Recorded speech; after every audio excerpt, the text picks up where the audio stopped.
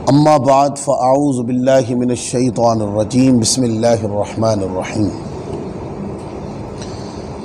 आज 20वीं तरावी पढ़ी गई है और सही मुस्लिम शरीफ का आज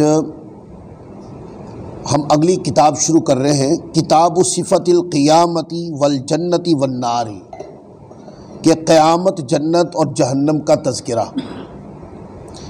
हदीस नंबर 6915 पर आज गुफ्तगू शुरू कर रहे हैं।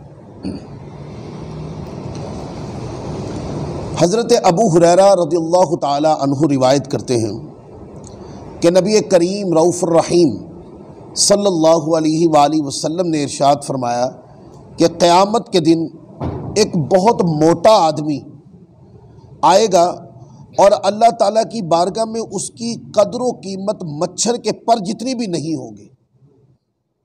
तो फरमाया कि कुरान मजीद की आयत पढ़ो, फ़ला नुक़ीमु लहुम यौमल क़ियामति वज़ना, फरमाया क़यामत के दिन हम उनके लिए कोई वज़न कायम नहीं करेंगे। इसमें दर्स क्या है?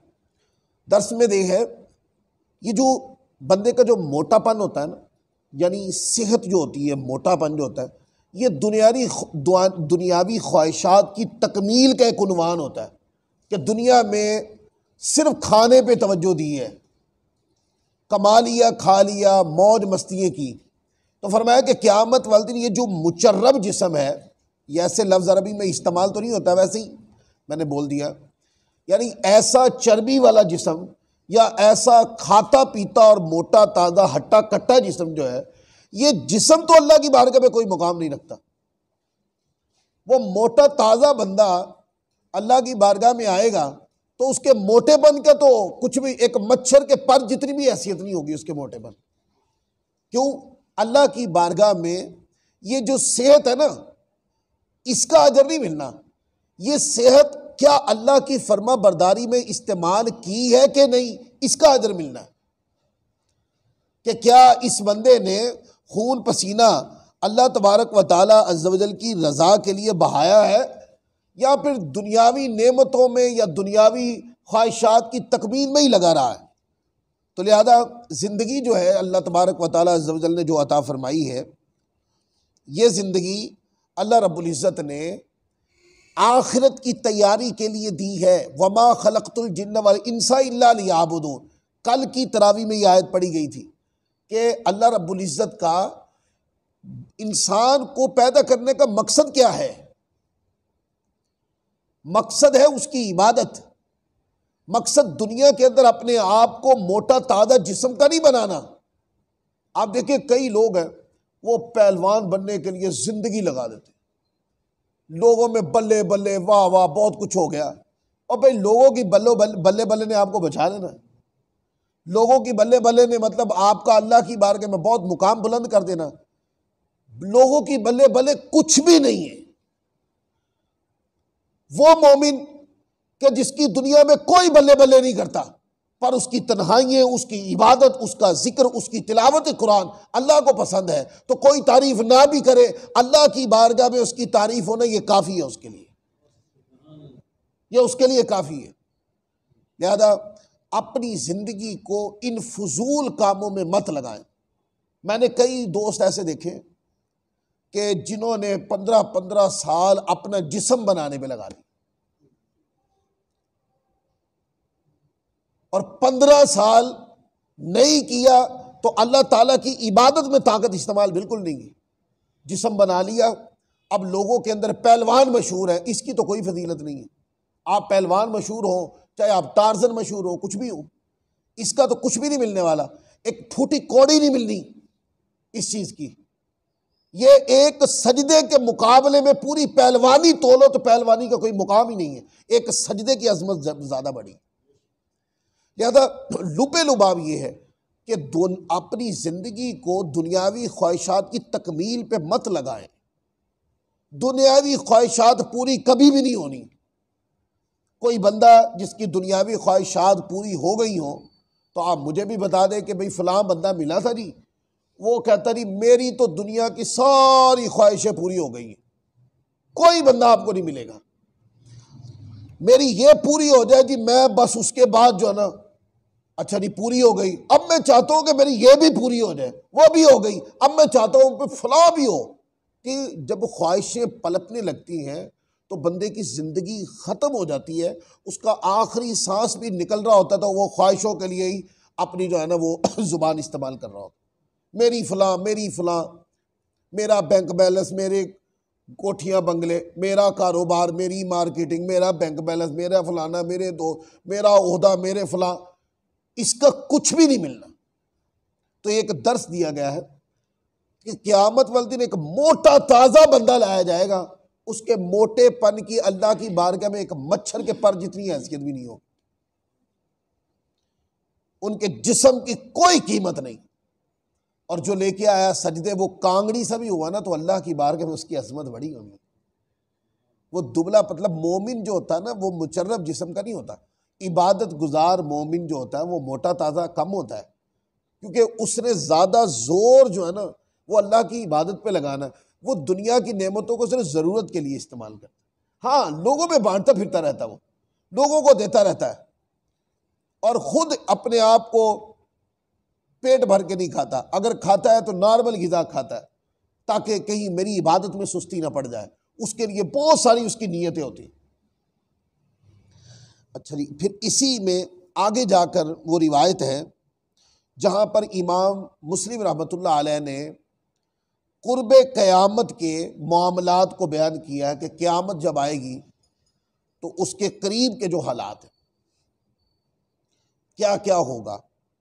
एक ये है कि चांद के दो टुकड़े होंगे, ये भी क़यामत की निशानी, यानी जब चांद के दो टुकड़े होंगे ना उसके बाद क़यामत ही आएगी और उसके बाद कोई नई उम्मत भी आएगी, ये बात ज़हन में रख लें। और चांद किसके दौर में दो टुकड़े हुआ, तो ये हदीसें इशारतन हुजूर की खत्म नबूवत पर दलील भी है, ये भी आपको बता दी। और आज ही आयत करीमा पढ़ी, इक़्तरबतिस्साअतु वन्शक़्क़ल क़मर, क़यामत करीब आ गई और चांद शक हो गए। और शक किसके लिए दौर में हुआ, किसने किया, हुजूर अलैहिस्सलाम ने चांद के दो टुकड़े किए। अब वो हदीसें मैं पढ़ रहा हूँ उन लोगों को, वैसे तो मैंने इस पूरे दुरानिये में अकायद के मौजू पर हदीसें मैंने नहीं ली, अकायद के मौजू पे सही मुस्लिम के दुरूस अलग से रिकॉर्ड हो रहे हैं और यूट्यूब चैनल पे जा रहे हैं, लेकिन अब ये आ गई इस सिलसिले में तो मैं पढ़ने लगा हूँ, खिलाफ कायदा आ गई। वो जो लोग हैं जो कहते हैं नबी कर कुछ नहीं सकते, मक्खी का पर नहीं बना सकते, फलां फलां और फलां फलां, मैं जुमले अब दोहराना नहीं चाहता, वो सारे हैं। ये हदीस मैं पढ़ता हूँ, अल्लाह के बंदो जो ज़मीन पे खड़े होकर बगैर किसी आला को इस्तेमाल किए आसमान के चांद के दो टुकड़े कर दे, तुम्हें यह अजमत नजर नहीं आती या आंखों पे पर्दा पड़ गया है? आंखों पे पर्दा पड़ गया है क्या? और अगर पर्दा पड़ गया है तो अल्लाह से माफी मांगो। ये कहीं अल्लाह ताला की तुम्हारी बद मजहबियत में अल्लाह की ढील तो नहीं है, नहीं जी नहीं, ये ताकत अल्लाह के मुकाबले में है, नाउज़ु बिल्लाह मिन ज़ालिक, अल्लाह माफ करे। ये अकीदा किसने रखा, किसकी किताबों में पढ़ा? बस एवं ही बस उठा के सुन्नियों को पर थोप दिया बस। और ये सुन्नी जो है ना अल्लाह के नबी की अजमत को ना अल्लाह के मुकाबले में मानते हैं। ये कभी हमारी किसी किताब में आया, कभी किसी ने बयान किया, कहीं आपने पढ़ा ना, पढ़ा है ना किसी ने बयान किया, पर हमने थोप देना है, थोप दिया है हमने बस।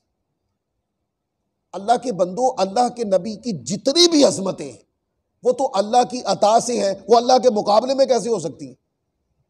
सीधी सी बात है, आसान सी बात समझ में नहीं आती।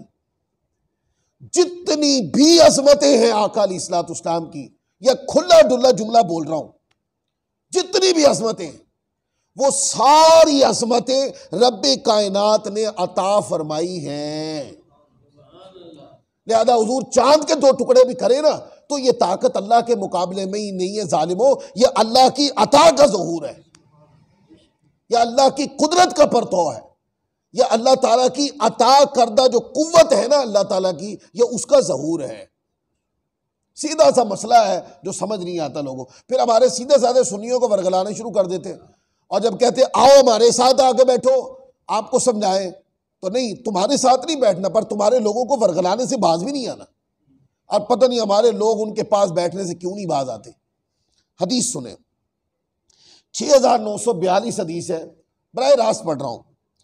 आका अलैहिस्सलाम का फरमान है, हज़रत अब्दुल्ला रिवायत करते हैं कि नबी करीम सल्लल्लाहु अलैहि वसल्लम के ज़माने अक़दस में चाँद शक होकर 2 हिस्सों में तकसीम हो गया तो आका अलैहिस्सलाम ने फरमाया कि गवाह हो जाओ। क्या फरमाया? वेखण आले हो, अन्य नहीं, देखने वाले जो काफिर थे, जो मानते नहीं थे, आका अलैहिस्सलाम ने इशारा करके फरमाया गवाह हो जाओ, तुम्हारी आंखों के सामने इशारा किया और चांद के 2 टुकड़े कर दिए। फिर आगे हदीस है, उसके अंदर जरा तफसील है। ये हदीस नंबर 6943 है। इस मौजू पे इमाम मुस्लिम कमो बेश कोई 7 हदीसें एक ही बाब में लाए हैं। शायद इमाम मुस्लिम को अल्लाह ताला ने इल्हाम फरमा दिया होगा कि 14 यानी कि कुछ 100 साल गुजरेंगे ना तो एक कौम ने आना, टीठ भी बड़ी होनी तो मनेगी भी नहीं। इस वास्ते उन्होंने सारी हदीसा नप तोल के ना एक ही सारे बाप से इकट्ठियां कर दी हैं। कोई मन्ने या ना मन्ने, नहीं मनना तो मेरी किताब ना पढ़ेगा। इतनी ताकत, जब एक इमाम बार बार हदीस ला रहा है, तो एक ही बाप में इकट्ठे किए जा रहे, इसका मतलब क्या होता है? इसका मतलब यह वो कहता है मेरा अकीदा है, ये मेरा मजहब है, मैं इख्तियारात मुस्तफा को हक मानता हूं और मजहब रखता हूं। और जिसने इख्तियारात को नहीं मानना तो वो ना मुस्लिम के तराने पड़े, वो कोई और किताब को अपना मजहब बना ले। तो मुस्लिम शरीफ भी सुन्नियों के खाते में है अगर गौर से पढ़ें। फिर अगर हजरत अब्दुल्ला बिन मसूद की रिवायत है, ये अगली रिवायत 6943। आका अलैहिस्सलाम का फरमान है, कहते हैं एक मरतबा हम नबी करीम सल्लल्लाहु अलैहि वसल्लम के हमरा मिना में थे, जब चांद शक होकर 2 हिस्सों में तकसीम हो गया, एक हिस्सा पहाड़ के पीछे हो गया और दूसरा उसके आगे हो गया। तो आका अलैहिस्सलाम ने फरमाया, हमसे फरमाया कि गवाह हो जाओ।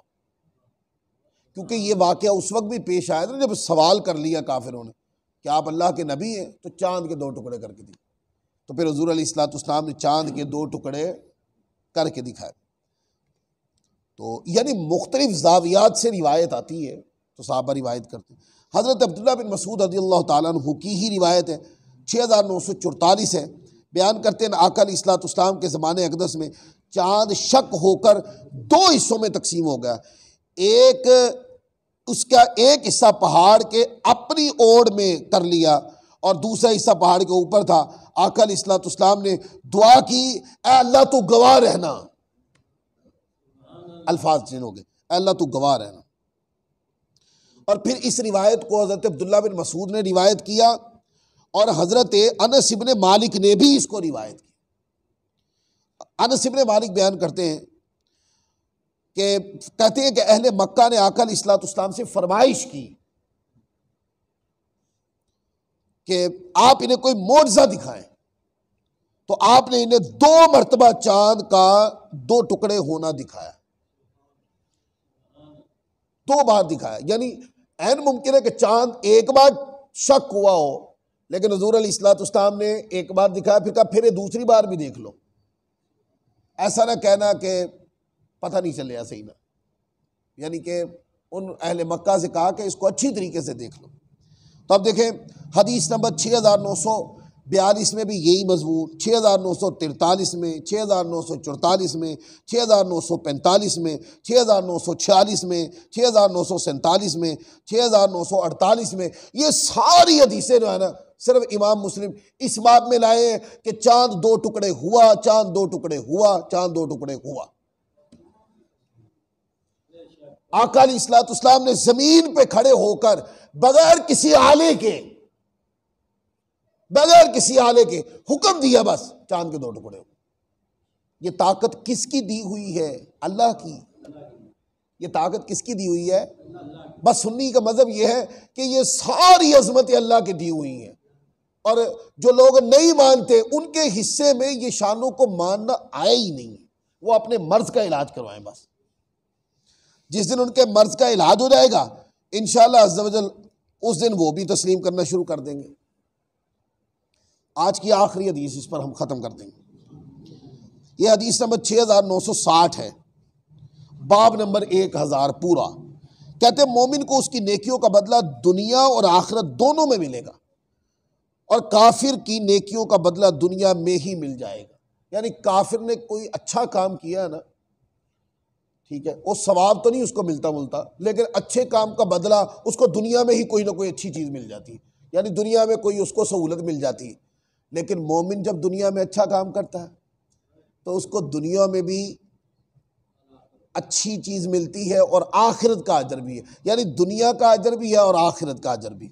अनस इब्न मालिक रज़ियल्लाहु ताला अन्हु रिवायत करते हैं, नबी करीम रऊफ़ुर रहीम सल्लल्लाहु अलैहि वसल्लम ने इरशाद फरमाया, अल्लाह ताला किसी मोमिन पे जुल्म नहीं करता, उसे दुनिया में भी अच्छाई दी जाती है, आखिरत में भी जज़ा दी जाएगी।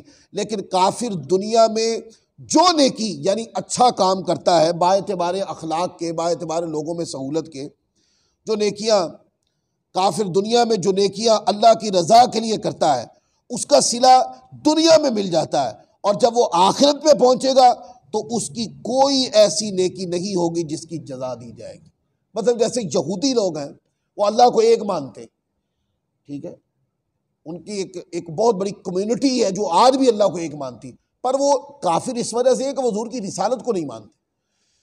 और रही बात नसारा यानी क्रिश्चियन कम्युनिटी के अंदर चूंकि शिर्क का अकीदा दाखिल हो गया, लिहाजा अब ये क्रिश्चियन कम्युनिटी जो है ये अब अहले किताब के हुक्म में नहीं है, ये मुशरिकीन के हुक्म में। तो अगर कोई यहूदी अल्लाह को राज़ी करने के लिए कोई नेकी करे, जैसे बहुत सारी चीज़ें वहाँ बाइबल में और कुरान में ऐसी लिखी होती हैं, अखलाकी एतबार से, दुनियावी एतबार से, अच्छाई फैलाने के एतबार से, अगर कोई अल्लाह की रज़ा के लिए वो काम करे तो उसको दुनिया में ही उसका बदला, उसके बदले में दुनिया की कोई सहूलत मिल जाएगी। लेकिन अगर वो कहे कि इसका अजर मुझे आखिरत में भी मिलेगा, तो आखिरत में उसको सिर्फ सज़ा मिलेगी, अजर कोई नहीं मिलेगा। पूछे क्यों? कि काफिरों का दायमी ठिकाना दोज़ख है, जन्नत नहीं। हाँ, इसके अलावा भी कोई काफिर बाएतबारे सहूलत के लोगों में से किसी को मतलब भी कोई सहूलत दे दे, किसी के लिए मुश्किल आसान कर दे, तो उसके बदले में उसको दुनिया की सहूलत मिल जाएगी, क्योंकि अल्लाह की बारगाह अदल है। लेकिन जब दुनियावी उमूर में शरीयत की पाबंदी का जो अजर मिलना है वो सिर्फ मुसलमानों को मिलना है, उसमें काफिर शामिल नहीं हो। अल्लाह ताला अज़्ज़ व जल हम सबको अमल की तौफीक अता फरमाए।